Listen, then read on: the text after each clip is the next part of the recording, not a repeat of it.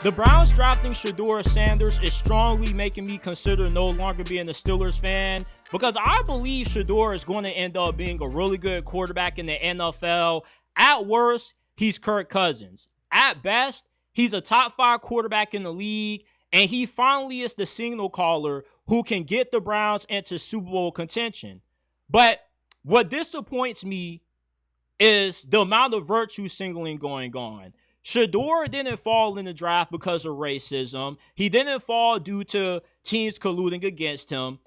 He fell because he felt that he was viewed in a lot higher regard by NFL teams than what he actually was. For the last year or so, he was slated in plenty of mock drafts to be a sure-ran lock for the first round, when NFL teams actually viewed him as a second-round prospect. And that's why Shador, not throwing at the East-West Shrine game, not throwing at the Combine, hurt his draft stock, because when you have guys like Jackson Dart, Tyler Shuck, Dylan Gabriel doing all of these events while you're not, it helps their draft stock increase and yours diminish, especially with how he went about the interview process. Remember when those reports were coming out about the anonymous scouts and coaches criticizing how badly Shedeur interviewed? Well, you know when they say there's smoke, there's fire? You just don't have these quarterbacks like Tyler Shuck, Jalen Milroe, and Jackson Dart getting drafted ahead of you. Quarterback prospects that Shedeur is definitely better than, if there wasn't truth to the claims that some of his interviews didn't go well. Such as the interview that he had with the New York Giants. Allegedly, Brian Daboll told Shedeur to go up to the whiteboard. It didn't look like he was that prepared in Brian Daboll's eyes. He called him out on it, and Shedeur didn't really respond well to Brian Daboll's criticism, and the interview just went north from there. The New Orleans Saints had Tyler Shuck and Jackson Dart higher on their draft board as well, and as we continue to get closer and closer to the draft, you have the feeling that if Shedeur didn't get drafted by the Steelers, he more than likely was going to fall out of the first round and be at least a second-round pick. Well, when you have all of these quarterbacks who Shedeur is better than getting drafted ahead of him, it puts validity to those rumors. And what Shedeur and Deion tried to do was a failed attempt of pulling an Eli. And what gets misconstrued about the whole Eli Manning scenario, his family didn't say, we're not going to play for this set amount of teams. They just didn't want to play for the San Diego Chargers due to how poorly ran of an organization they were and the situation that went on with their previous quarterback. They didn't say what Deion said on several of these podcasts, like when he was on $1 million worth of games saying, if it's not the right plays, we're going to pull an Eli. And you may say, well, why does it that the white man gets to pull a Eli, but when Shedeur and Deion want to do it, they can't? That's because Eli was viewed in a higher regard by NFL scouts and executives to where him not wanting to play for the Chargers didn't really hurt him too much because the Giants wanted him, which is why you had to trade for Phillip Rivers in exchange for Eli Manning. But when you're viewed as a second-round pick, and that's the draft grade that most scouts have on you, you don't go through the combine process, you don't throw at the East-West Shrine Bowl, and then you end up interviewing poorly with a lot of teams. There was one interview, and I hope this isn't true, that they say Shedeur took a phone call from another coach and was on the line with him for the entirety of her interview. Tom Brady, Shedeur's mentor, passed on him several times. Every time you felt the Raiders were going to draft him, they were either taking offensive tackles or wide receivers. Mike Tomlin's a black head coach, and he passed on Shedeur Sanders. Pete Carroll and Mike Tomlin are two of the most player-friendly coaches in the league. They are coaches that allow players to be themselves. But they were so turned off to Shedeur's antics that they didn't even consider drafting him at all. So the virtue signaling that's going on, collusion, racism. This is really on Shedeur and Deion. And more so, I put the blame on Deion because he was guiding Shedeur throughout this process. Where Deion went wrong is that he thought the same thing he did would work with Shedeur.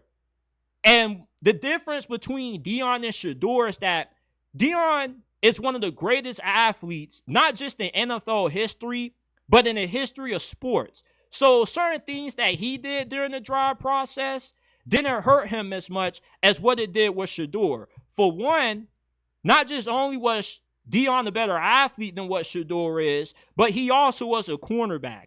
So telling teams that you're not about to go through a playbook if you don't have a shot at drafting me, certain antics that he did didn't hurt him compared to Shedeur, who is the face of your franchise. But Deion also realized the mistake that he made when it was too little too late. He went from saying, oh, we'll pull an Eli if it's not the right situation, to a few weeks prior to the draft starting saying that we'll open the plane for any team that's willing to draft us. You just don't go back on those comments. And there's plenty of shorts, plenty of clips out there that you can go watch for yourself. Deion going from saying we're going to pull an Eli, we won't play for this team, to all of a sudden saying we're open to playing for any team that drafts us. And also, teams don't want the publicity that comes with drafting Shedeur when you have Deion Sanders, who's such a polarizing public figure, to where if your starting quarterback isn't playing good, the team isn't performing well, you got Shedeur Sanders on the bench, you got Deion saying that they need to start him, it ends up dividing the locker room. So there are a multitude of reasons for why Shedeur fell, but the people that follow Shedeur, Colorado mostly, are not really that familiar with how these processes work, or they're just casual fans of the sport. The draft process is like you and me interviewing for a job. If they ask you to do a certain task to prove if you would be a good fit for the company, when they want to get a good assessment of your character and you flunk poorly in those areas, you end up getting passed over for another candidate. And that's what happened with Shedeur Sanders. You wonder why he was better than Tyler Shuck and Jalen Milroe, Dylan Gabriel, and some of the other quarterbacks that went ahead of him. But yet, they all were drafted over him because they did so much better throughout this process than what he did.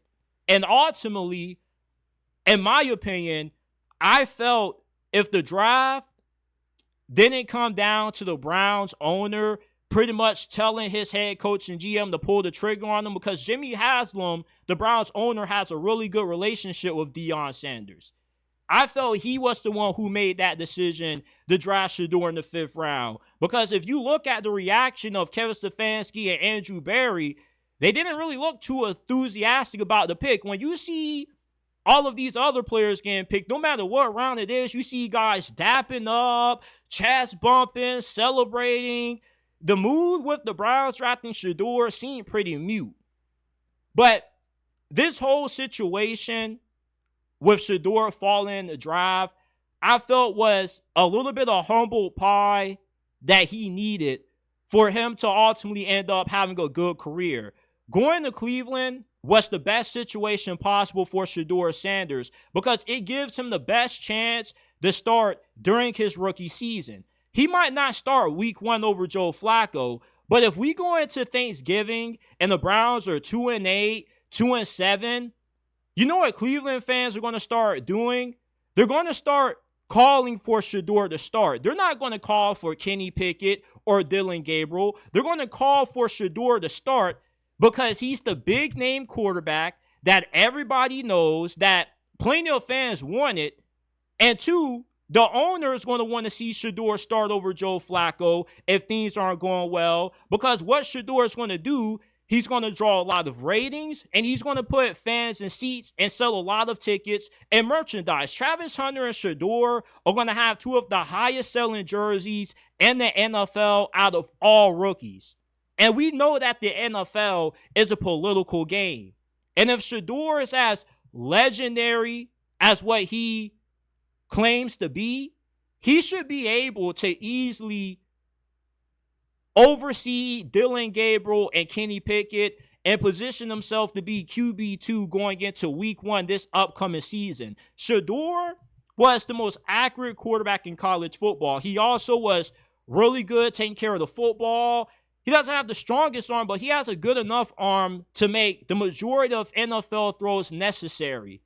And he just has that it factor. Anytime the game was on the line and Colorado had the ball in his hands with the opportunity to win it, he always came through, such as the Baylor game when he threw that Hail Mary pass pretty much to LaJohntay Western, and then he ended up coming up clutch in overtime.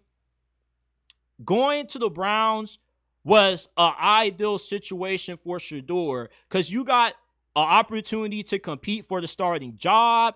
You're asking yourself, why would the Browns draft Shedeur when you already had Dylan Gabriel, you already had Pickett and Joe Flacco on the roster? Due to how bad of a contract Deshaun Watson was that the Browns gave him, they pretty much have said, you know what? We're just going to have these 4 quarterbacks slug it out, and we're going to have a Royal Rumble to determine who ends up being the week 1 starter. Shedeur, as I said, he was viewed as a second-round prospect. Andy Dalton was viewed as a second-round prospect when he got drafted by the Bengals a decade ago, and he ended up starting early as a rookie. Russell Wilson beat out Matt Flynn as a third-round pick his rookie season. We've seen plenty of occasions where guys who are non-first-round picks end up winning the starting job. I don't believe that Joe Flacco is going to rewind the clock back to what he did a few years ago when he came out of retirement and saved the Browns season. I felt that was just a feel-good story for that year. If the Browns are going to have a shot at winning games this year, it's not going to be because of Joe Flacco. It's going to be because of Shedeur Sanders. Fans, the owners, are going to want to see Shedeur eventually get the starting nod if the Browns don't end up winning a lot of games this season once we get to week 9, week 10 of this year. That's why this was such a blessing in disguise for everything that took place. Although I'm disappointed in how Shedeur and Deion went about this process, like I was saying to myself, as much as I love both of them, I really felt if they handled this situation much differently, we wouldn't have saw Shedeur fall out of the first round. Jackson Dart increased his draft status due to his character, due to being a guy that you knew you weren't going to have to worry about a huge media hype train following him around. You weren't going to have to deal with his dad making a lot of controversial remarks about the status of the team. Deion is nothing like Lavar Ball. Lavar Ball was honest about his 3 sons. He said Alonzo would be a decent NBA player. He said that LaMelo would be a superstar. He said that Jello wouldn't make it. Lavar Ball got 2 out of 3 of his sons drafted in the top 5 of the NBA draft. He didn't hurt their draft status. Remember when he pulled Jello and LiAngelo Ball out of UCLA, and LiAngelo had to play in Lithuania, and there was a lot of criticism about that? Well, that move helped LiAngelo Ball get drafted. And when you look at Deion Sanders, his antics were a reason why Shedeur's draft status tanked. I don't necessarily put this all on Shedeur for why he fell in the draft. I put this more on Deion because the way he went about the draft is not the same way Shedeur could have went about the draft, because teams looked at Deion much differently as a prospect than what they did at Shedeur Sanders. And the black community as a whole, we got to stop enabling certain kind of behavior. You know, instead of just making excuses, trying to justify the league colluding against him, let's just say that he didn't interview well, because he obviously didn't. When all of these other quarterbacks are getting drafted against you, there's something that you did wrong that they did better than you. And that had nothing to do with these guys being better. I know everybody's going to have their differing opinions about how they rank Shedeur among the other quarterback prospects, but let's just be honest. Jalen Milroe getting drafted over Shedeur Sanders. Jalen Milroe After the first half of that Georgia game, the brother forgot how to throw the damn football after that. There's no reason you can justify him getting drafted before Shedeur Sanders without taking those interviews and the red flags that teams had that turned them off when it came to his character. Overall, I'm truly confident that Shedeur is going to have a very successful career in the NFL. And going to Cleveland, if he ends up being legendary, not only is he going to give the Browns what they've been searching for so many years, finally a quarterback that can help them possibly be a Super Bowl contender, but he could be immortalized and be the person who the Browns end up building a statue of, who they end up naming their stadium after when his career is all said and done, because he truly changed around the franchise. If he does to the Browns what he did at Jackson State and Colorado, he's going to be immortalized in the history of that city. Shedeur could be bigger than what LeBron James was when he was playing for the Cleveland Cavaliers. You know, he's that big, he's that polarizing, but I just want to be honest about why Shedeur truly fell. Because I got a lot of my homies saying that it's racism, it was collusion. If you're a good player, even if you got red flags, teams are willing to take that gamble on you if they feel you are that talented. Like Cam Newton went first overall, and he had similar questions to what Shedeur had. You know, he didn't really interview great with a lot of teams, but they overlooked that because he was, 6'5", 6'6", 240 pounds, running 4.6. He was a freak athlete. He's one of the greatest dual-threat quarterbacks in the history of this league. When you're super talented, teams are willing to overlook the character concerns. But even then, even if Caleb Williams, Jaden Daniels, or Drake May, Michael Penix, any of the first-round quarterbacks from last year's draft had any of the character concerns that Shedeur had, and they went about their interview process the same way he did, they would have fell in the draft too. Spencer Rattler, his draft stock dropped tremendously because of something that happened when he was in high school that still rubbed teams the wrong way when they saw the clip. So this isn't anything to do with race. Johnny Manziel gets brought up a lot. Oh, Johnny Manziel went in the first round, but Shedeur can't.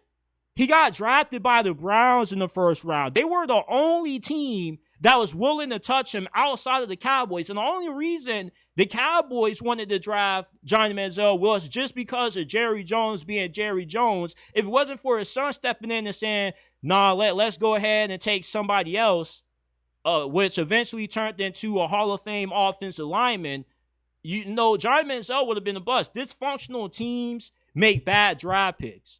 The Browns actually walked away with the biggest steal of the 2025 NFL draft. You got Shedeur Sanders, who was viewed to be a first-round, second-round kind of talent in the fifth round. He's good enough to be the quarterback of the future for this franchise, to where you got somebody that can help you go toe-to-toe with Joe Burrow, Lamar Jackson, elevate you to Super Bowl status if you continue to build a good team around them. So as much as it disappoints me that the Steelers didn't draft Shedeur Sanders, you know, I'm still very happy that he landed with Cleveland, because going to Pittsburgh with Aaron Rodgers more than likely signing with the team, he never would have touched the field this year. And another thing is that there wasn't a high demand for quarterbacks in this draft. You only had about 2 teams, maybe 3 at the most, that Shedeur could have started on. The Titans, that was scratched off because they wanted Cam Ward. The Cleveland Browns, even though they got Joe Flacco, you still got an opportunity to compete for the starting job. And then the Pittsburgh Steelers, you know, if they don't get Aaron Rodgers. But outside of those 3 teams, Shedeur wasn't really going to have the opportunity to start. So going to the Browns, if he goes in there and he lights up training camp, he lights up these OTAs, these rookie mini camps, he's going to get playing time. The fanfare is going to be too loud, and the owner is going to want to see him play because of the demand for the money that's going to come from merchandise selling, the fans coming to see him play. But the virtue signaling that I see about this on social media, I strongly disagree with. But as somebody that loves Shedeur Sanders, as somebody that is a big supporter of his, I'm glad that things kind of played out the way that they did, because they say everything happens for a reason.